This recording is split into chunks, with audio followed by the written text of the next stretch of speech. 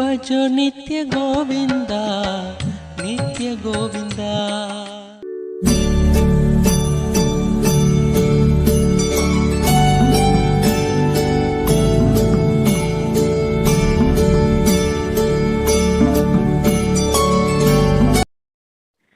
Hello, வணக்கம் ஸ்ரீ. ஆனந்தம் பொங்கட்டும். வணக்கம் ஸ்ரீ. என்ன ஆச்சு வீட்ல? 2 பேருக்கு சண்டையா?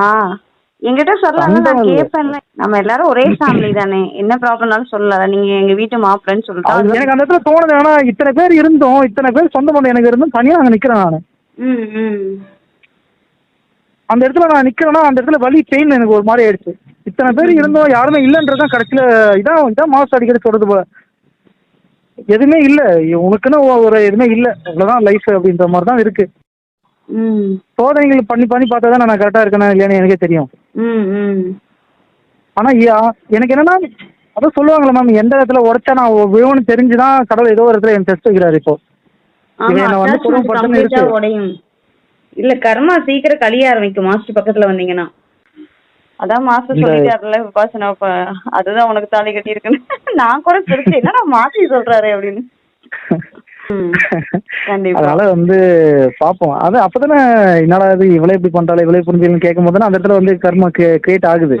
அப்ப நீங்க கூட இவங்க நான் எதிர்பார்க்கணும் உனக்கு கிரியேட் ஆகுது இல்ல, அட்டாச்மெண்ட் எல்லாமே உடையும். அப்பப்போ அது வந்து போகும்போதெல்லாம் எனக்கு தோணும், ஓ கரெக்டா ரியாக்ஷன் நடக்குது, ஆக்ஷன் நடக்குது அப்படின்னா அந்த நேரத்துல எனக்குள்ள அந்த ஒரு மாதிரி உடம்புலாம் அந்த சுரப்பிலாம் சுரக்குது, அந்த நல்லாவே ஃபீல் ஆகுது அது.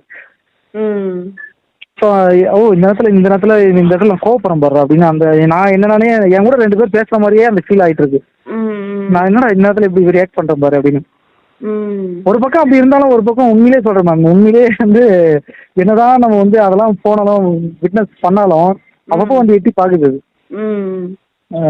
அந்த ஃபீலிங், அந்த கஷ்டம் எல்லாமே வருது.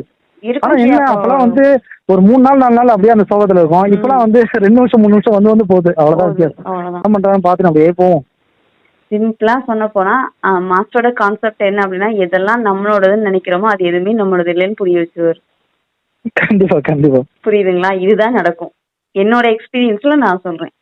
இதெல்லாம் என்னோடதுன்னு நம்ம நினைச்சிட்டு இருக்கோமோ அத்தனையும் நம்மளோடது இல்லைன்னு கண்டிப்பா ப்ரூவ் பண்ணி காமிப்பாரு. எதுவுமே இந்த உடம்பு கூட நம்மளோடது இல்லைன்னு அட் லாஸ்ட் வந்து நிப்பாரு. எனக்கு ஓவரா நடக்குது. இல்ல, சீக்கிரம் நீங்க நெருங்கிட்டு இருக்கீங்க, பயிற்சி இருக்கீங்களா, விபாசனால இருக்கீங்கல்ல, அப்ப கரெக்டா அதுக்கான ரிசல்ட் அடுத்தடுத்து உங்களுக்கு காட்டிட்டே இருக்கும். ஒண்ணு இல்ல, ஒரு சின்ன விஷயம் நேத்துதான் இத பத்தி திங்க் பண்ற, இது ஏன்னா ஆயிடுமோன்னு நினைக்கிறேன். மறுநாளே அதோடைய சின்ன தப்புனா கூட அதுக்கு என்ன எஃபெக்ட் மறுநாள் கூட ஆக மாட்டேது. ஒரு 2 மணி நேரம் 3 மணி நேரத்துல திருப்பி அதுக்குண்டான எஃபெக்ட் எனக்கு ஆக்கி நான் பண்ணி விடுது. நேத்துதான் பேசினேன், மறுநாள் பார்த்தா இது ஒரு கம்ப்ளைண்ட் ஆகிட்டு நீங்க பேசுறீங்க. அவ்வளவுதான். எனக்கு இவ்வளவு ஸ்பீடா இருந்தா நான் எப்படிதான் தாங்குவேன் எனக்கே புரியல. லாஸ்ட் அடுத்தனா நமக்கு சீக்கிரம் கர்மா கழிய போகுதுன்னு அர்த்தம் ஒரு வீடியோ போட்டிருக்காருன்னு மாஸ்டர் கேட்டிருக்கீங்களா? இல்ல யோசிச்சு பாருங்களா, இந்த ஒரு ஒன்னே நடக்குதுன்னா அவனுக்கு லாஸ்ட் பாருங்க. ஆனா மாஸ்டர் எனக்கு ஒண்ணு மட்டும் தெரியும், சரி மாஸ்டர் எது வந்தாலும் அவருக்கு புரியும். சம்டைம் சொல்லுவா, மாஸ்டர் நான் இங்க நினைக்கிறேன் போட்டோ முன்னாடி உட்காந்து எல்லாத்தையும் கரெக்டா சொல்றாரு, பின்ன அவர் சொல்லணும் அப்புறம் எதுக்கு அவர்கிட்ட நீ போற, அது கூட தெரியாம இருப்பாரா அப்படின்னு. ஆனா எனக்கு மட்டும் தோணுச்சு, கால்ல 4 to 5 போடுறேன்னு சொன்னாரு. ஆனா எனக்கு பட்டன் தோணுச்சு, இல்ல கண்டிப்பா பாரு வாய்ஸ் மெசேஜ் போட சொல்லுவார் பாறான், வாய்ஸ்ல எப்படி வருதுன்னு டோன் எப்படி இருக்குன்னு பாப்பாருன்னு நினைச்சேன்.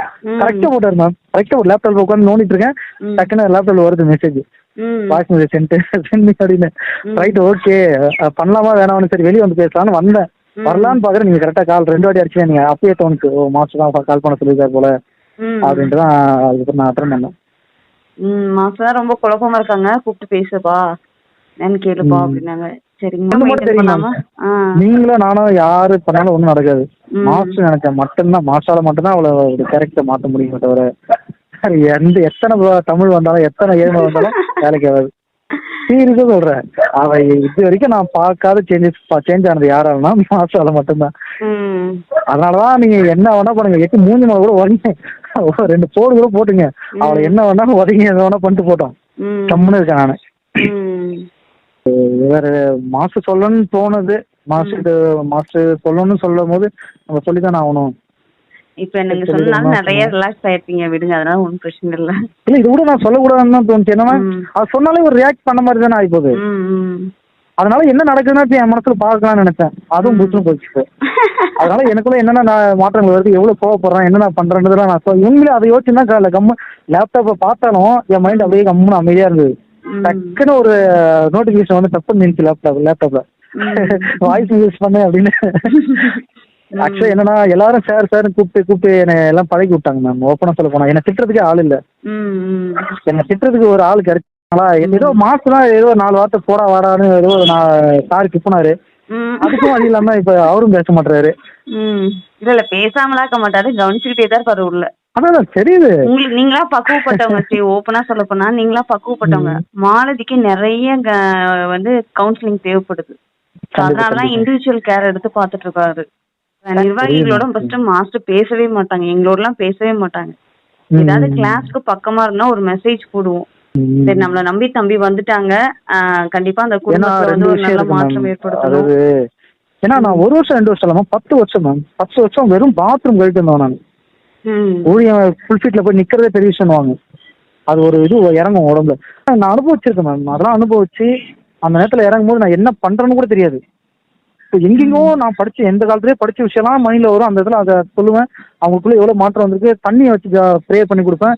குழந்தை பிறந்திருக்கு. இன்னமும் நான் சொன்ன வாக்கியம்லாம் வந்து என்ன அறியுமே சொல்லுவேன். அந்த நேரத்தில் ஏன் சொல்றேன்னு தெரியாது, சொல்லிடுவேன். அது பழிச்சு அப்படியே நடந்திருக்கு. சில இடத்துல போயிட்டு பேயெல்லாம் ஓட்டிட்டு வந்தா வெளியிலேயே நின்று சில விஷயங்கள்லாம் பண்ணணும். காலை வந்து உப்பு தண்ணியில் கழுவிட்டு அந்த இடத்துல வந்து ஒரு ப்ரேயை பண்ணி அதை வெளியே போக விட்டு பண்ணிட்டு தான் வீட்டுக்குள்ளே நுழையணும் அப்படிலாம் எங்களுக்கு சொல்லி கொடுத்தாங்க. இதெல்லாம் நான் அனுபவிச்சேன். பட் ஆனால் அதெல்லாம் என்னன்னே தெரியாம நான் பண்ணிட்டு இருந்தேன். பட் அதான் சொல்றேன், 10 வருஷம் ஃபுல் ஃபீல்ட்ல நிக்க வைப்பாங்க. போய் பாத்ரூம் கழுவிடானுவாங்க. ஃபுல் ஃபீல்ட்ல நின்று அதுக்கப்புறம் போயிட்டு பாத்ரூம் போய் கழுவிடானுவாங்க. முழங்காலில் உப்பு போட்டு ப்ரே பண்ணுவாங்க. உப்பு போடுவேன், முட்டிக்காலில் உப்பு போட்டு அந்த இடத்துல கண்ட்ரோல் வரணும், மைண்ட் கண்ட்ரோல் வரணும், எல்லாமே கண்ட்ரோல் வரணும்னு அவ்வளோ பண்ணு. அதெல்லாம் எப்படி எல்லாம் நானே ப்ராக்டிஸ் பண்ணது, எனக்குள்ளேயே நான் பண்ணது. ஸோ அப்படிலாம் பண்ண வச்சுதான் ஒரு செகண்ட்ல தூக்கி போட்டான்.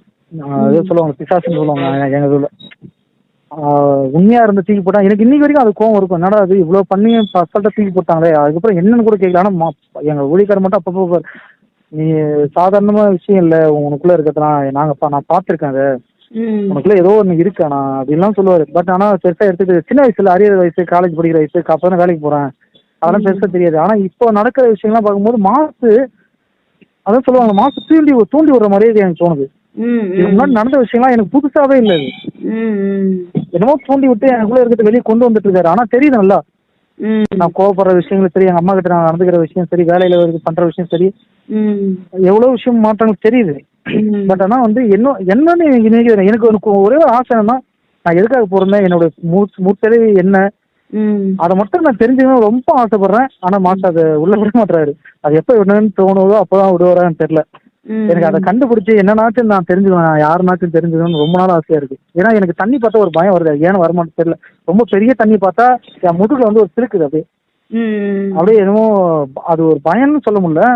அது எப்பயுமே அது நடந்துட்டே இருக்கு. எப்ப பாரு பெரிய நீர் பெரிய தண்ணி தேங்குற இடம் பார்த்தாலும், சின்ன வாட்டருக்கு ஒரு டப்புல தண்ணி ஊற்றி வச்சிருந்தாலும் குளிக்கும் போது அதை பார்க்கும்போது எனக்கு அது ஒரு மாதிரி முதுகுல ஒரு சிலுக்கு இதுவாகுது. ஒரு பயமாவும் அதே முற்றில தண்ணியில வேண்டி இறந்தனோன்னு தெரியல, ஏன்னு தெரியல. அது ஒரு ஒன்று கிரியேட் ஆகிட்டே இருக்கு. அது ஏன்னு தெரியல. அது மாஸ்டர் அதை சொல்ல நினைச்சிட்டு இருக்கேன், அது சொல்ல முடியல.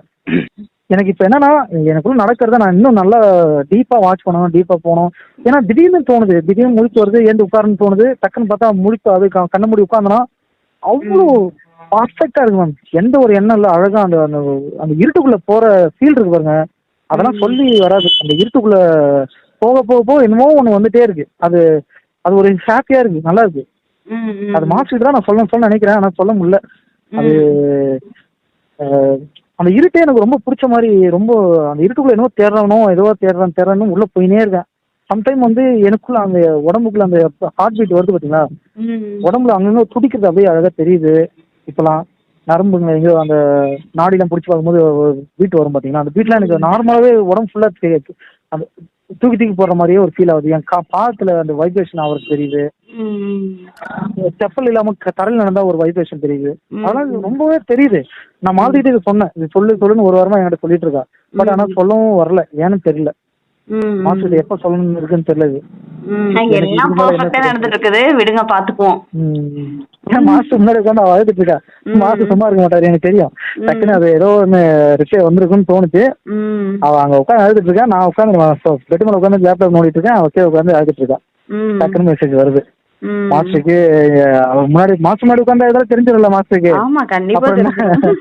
உடனே தெரிஞ்சிடும். நானும் அப்பப்போ தினமும் காலைல போகும்போதெல்லாம் ஒரு அட்டன்ஸ் போட்டிருக்கேன். மாஸ்டர் இங்க பாருங்க இந்த மாதிரிலாம் நடந்துட்டு இருக்கேன், நீங்க எதுவும் கண்டுக்க மாட்டீங்க.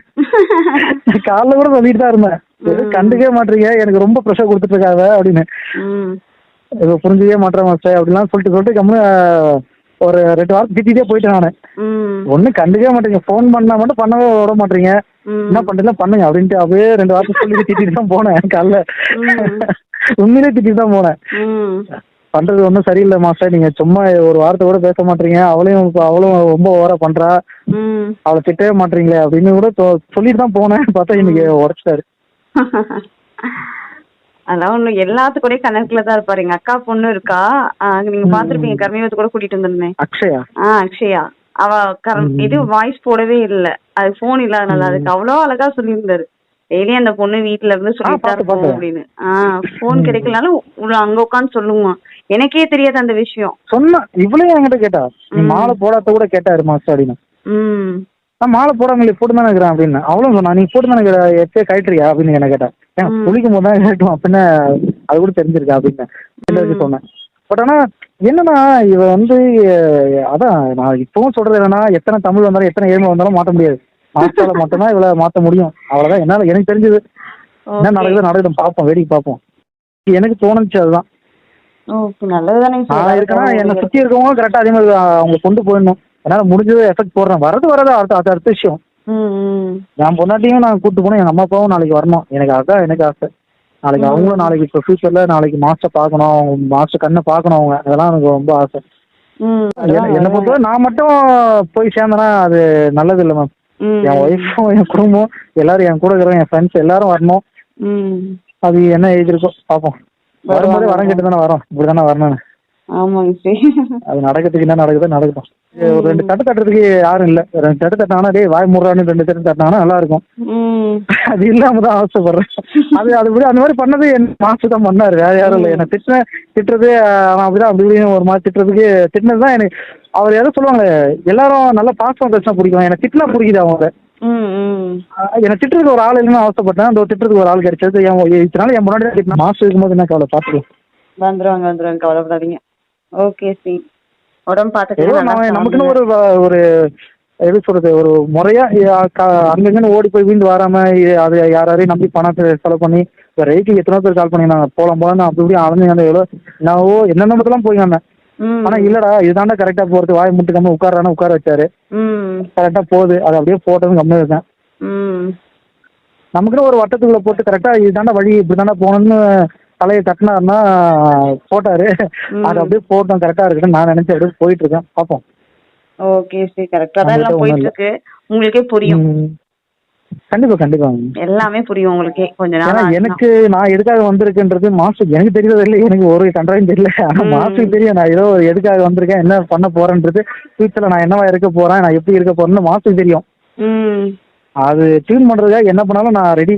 பட் ஆனா நான் விட்டு கொடுக்கணும். அது சில விஷயங்கள் இந்த மாதிரி குடும்ப பிரச்சனைகளை வரதானே செய்யும். அதெல்லாம் கடந்தானே. ஆமா, எனக்கு ஒண்ணு மட்டும் தெளிவா புரிய வச்சாரு. வாழ்க்கை, குடும்ப வாழ்க்கை வேற ஆன்மீக வேறன்னு பார்த்தா நீ உருப்பட மாட்டேன்ட்டாரு. முடிஞ்சு வச்சுக்காது, அவ்வளவுதான். நீ ரெண்டுத்தையும் பார்த்து ரெண்டுத்தையும் அனுபவிச்சு வந்தாதான் நீ ஆன்மீகத்துல கரெக்டான ஆளு. ரெண்டாவது என் மனசு தோணுது, நான் மட்டும் போக கூடாது எங்கேயும். நான் போறேன்னா என் முன்னாடி ஒரு 10 கூட்டம் ஒரு கூட்டம் வரணும் நல்ல விஷயத்துக்கு. அப்படிதான் போனோம். இல்லைன்னா நான் ஆன்மீகத்துல சரியில்லைன்னு அர்த்தம். ஓகே அவங்களுக்கும் கர்மா இருக்கும்ல, அதே அவங்க கழிச்சுதானே ஆகணும். இவ்வளவு சீக்கிரம் உள்ள நுழைய முடியாது இல்லைங்க. தோணுச்சு இல்ல சரி டக்குனு ஓகே நடக்குதுன்னு தெரியுது, நடக்கட்டும் கம்பெனி. ஆனா உண்மையிலே உங்களுக்கு ஃபோன் பண்ணுவான்னு நினைக்கல. மாசு கிட்ட ஃபோன் பண்ணுவான்னு நினைச்சேன் நான். கண்டிப்பா மாசு கிட்ட சொல்லுவா, மாசு கால் அப்படியாச்சும் மாசு எனக்கு கால் பண்ணிட்டுவேன் அப்படின்னு அந்த ஒரு இது இருந்தது, உண்மையிலே இருந்தது அன்னைக்கு. அதெல்லாம் அப்படிதான் சொல்லும் போதே என்னாவது ஒரு வார்த்தை பேச மாட்டாரு அப்படி சொல்லிட்டு ஓகே கம்பெனி அதுதான் கிண்டல். இப்ப என்னன்னா சிவா மாஸ்டர் அன்னைக்கு இருந்து ஒரு 2 தலையில தட்டி இப்ப போ அப்படின்னு அமைச்சிருக்காரு. 2 மாட்டையும் கட்டியிருக்காரு. போட்டோம் அது மார்னிங் போட்டோம், எப்படி போட்டோம். 2 மாடு ஒன்னா என்ன எனக்கு ஒரு ப்ளஸ் பாயிண்ட் எனக்கு பிடிச்சது என்னன்னா, இவ்வளவு நாள் எல்லாரும் நம்மள வந்து ரொம்ப ஆஹோன்ட்டு இன்னைக்கு ஒருத்தர் வந்து உங்க தலைமையில தட்டி வாய் மூடுற அப்படின்னு போது எனக்கு கொஞ்சம் அது எனக்கு புதுசா இருந்தது. ஓகே நல்லா இருக்கு இது அப்படின்னு. நம்மள திட்டத்துல ஒரு ஆள் இருக்காங்க அப்படின்னு. ஓகேங்க ஷி, ஒன்றும் பிரச்சனை இல்லை, பாத்துக்கலாம் வாங்க. நன்றி ஷி, ஆனந்தம் போகட்டும். என்ன புண்ணியம் செய்தேனோ